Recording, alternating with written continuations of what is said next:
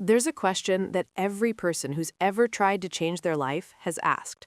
Why is it so hard to stick to good habits? You set the goal, you feel motivated, you start strong, and then somewhere along the way, you fall back into old patterns. The gym membership goes unused, the healthy eating lasts 2 weeks, the writing project stays unfinished. And you start to believe something dangerous, that you're just not disciplined enough, that something is wrong with you. But here's the truth that changes everything. It's not about you. It's about your system. Today, I'm going to share with you 7 truths about habits, drawn from one of the most powerful books on behavior change ever written that will completely transform how you think about building a better life. Truth 1. Identity and habits. The first truth is that habits are not about what you want to achieve. They're about who you want to become. Most people approach change backward. They say, I want to run a marathon. That's a goal. Or I want to write a book. That's a goal. And goals are fine, but they have a fundamental problem. You can achieve them and then stop. The real shift happens when you stop asking what you want to achieve and start asking who you want to become. Instead of saying, I want to run a marathon, you say, I am a runner. Instead of, I want to write a book, you say, I am a writer. Every action you take is a vote for the person you want to be. One workout is one vote for being an athlete. One page written is one vote for being a writer. The goal is not to do something once. The goal is to become someone through repetition. This shifts your focus from outcomes to identity. And when your identity is tied to your habits, the habits become easier to maintain because they're no longer something you do, they're something you are. Truth 2. The compound effect. The second truth is that small changes compound into remarkable results. We live in a world that celebrates dramatic transformation. We want the overnight success, the instant result, the quick fix. But nature doesn't work that way, and neither do habits. A bamboo plant grows underground for 5 years before it breaks the surface. During that time, you see nothing. But beneath the soil, a root system is spreading, strengthening, preparing. Then, in its 5th year, it shoots up 90 feet in 6 weeks. Your habits work the same way. Improving 1% each day doesn't feel like much in the moment, but over a year, 1% daily improvement makes you 37 times better. Let me give you a simple example. If you get 1% better each day for 1 year, you'll end up 37 times better. If you get 1% worse each day for 1 year, you'll decline nearly to 0. The problem is that we expect results too quickly. We make one small change, don't see immediate transformation, and give up. But the most powerful outcomes are delayed. You have to trust the process even when you can't see the progress. Your habits are the compound interest of self-improvement. The effects multiply, but only if you stay consistent long enough for the curve to turn upward. Truth 3. Environment design. The third truth is that environment matters more than motivation. We love to blame ourselves for lack of willpower. We think that if we just tried harder, we'd stick to our habits. But the research shows something different. The people with the best self-control aren't stronger than you. They structure their lives so they don't need to use it. Think about it this way. Willpower is like a phone battery. It starts full in the morning and drains throughout the day. Every decision, every temptation, every moment of resistance uses a little bit of charge. By evening, you're running on empty. The solution isn't to have more willpower. The solution is to design your environment so you don't need it.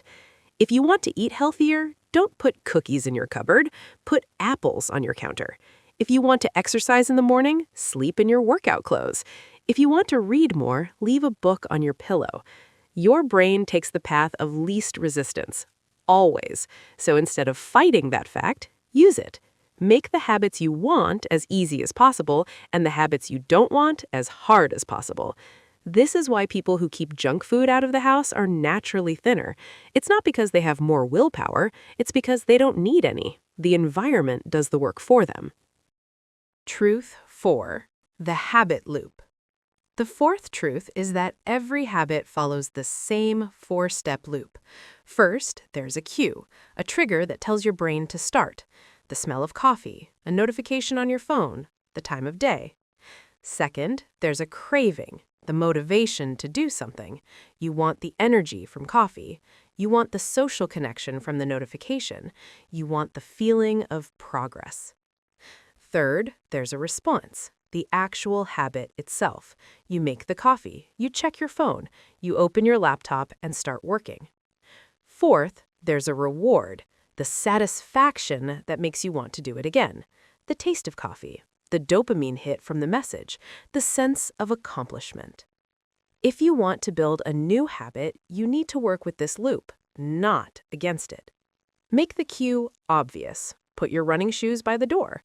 Make the craving attractive. Pair something you want to do with something you need to do. Listen to your favorite podcast only while exercising. Make the response easy. Start so small it feels ridiculous. 1 push-up, 1 sentence, 1 minute of meditation. And make the reward satisfying. Immediately after your habit, do something you enjoy. This is how habits stick. Not through willpower, but through design. When you understand the loop, you can hack it. Truth 5. Habit stacking and temptation bundling. The fifth truth gives you 2 powerful techniques to make habit building automatic. First, habit stacking. This is the practice of pairing a new habit with an existing one. The formula is simple. After I do current habit, I will do new habit. After I pour my morning coffee, I will meditate for 1 minute. After I brush my teeth at night, I will write down 3 things I'm grateful for. After I sit down to watch TV, I will do 10 push-ups during the commercials. The existing habit becomes the cue for the new habit.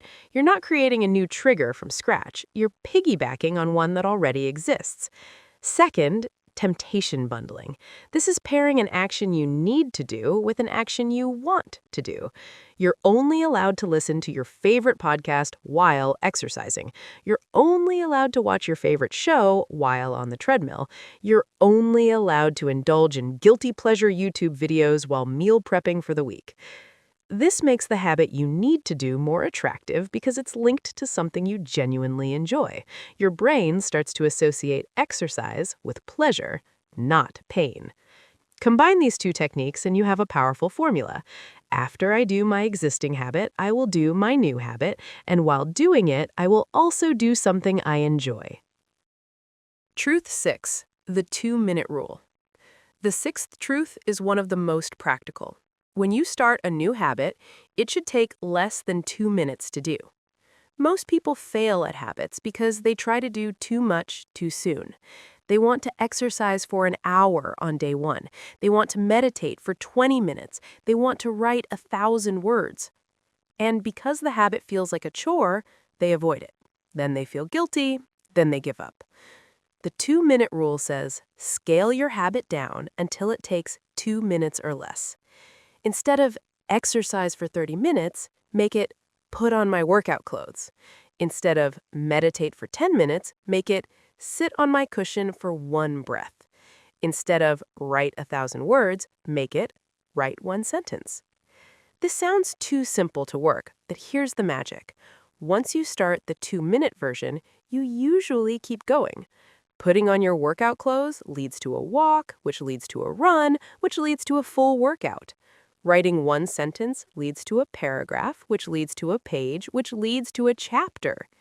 The most important part of any habit is the initiation. The 2-minute rule makes initiation effortless, and once you're in motion, momentum carries you forward. Truth 7.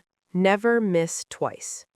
The 7th and final truth is the most important rule for maintaining habits over the long term.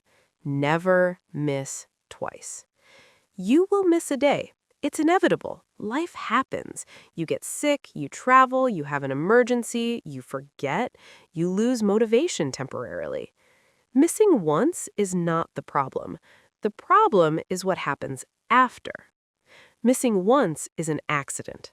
Missing twice is the start of a new habit, a bad habit of giving up. The rule is simple. Never let a missed day turn into 2 missed days. If you skip your workout on Monday, you absolutely must work out on Tuesday. If you miss your meditation in the morning, do it in the evening. If you don't write today, write tomorrow no matter what. This rule preserves your identity. If you miss once, you're still a runner who happened to skip a day. If you miss twice, you're no longer a runner. You're someone who used to run.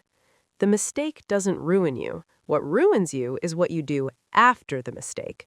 Forgive yourself for missing once, but never let it become twice.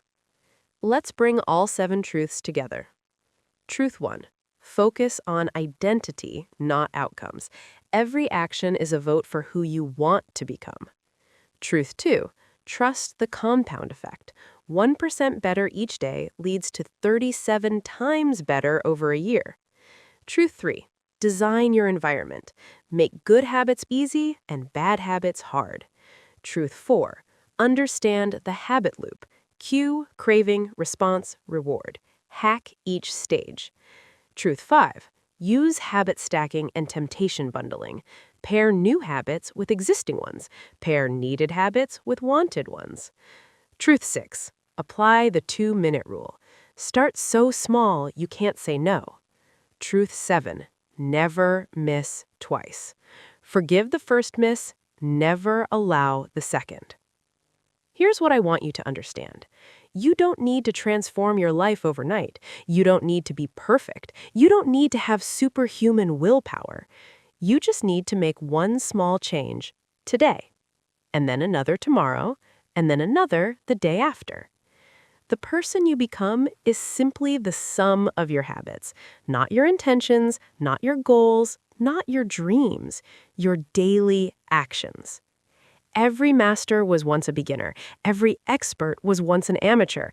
Every person you admire got there not through one dramatic moment, but through thousands of small, consistent actions that nobody saw. Your habits are the bricks. Your life is the building. You don't see the progress day to day, but over months and years, the structure rises. That's all for this episode of The Mind Shift. Your mindset shapes your life, and your life is worth shaping. Hope it helped. If this resonated with you, please subscribe and share it with someone who needs to hear this. I'll see you in the next video.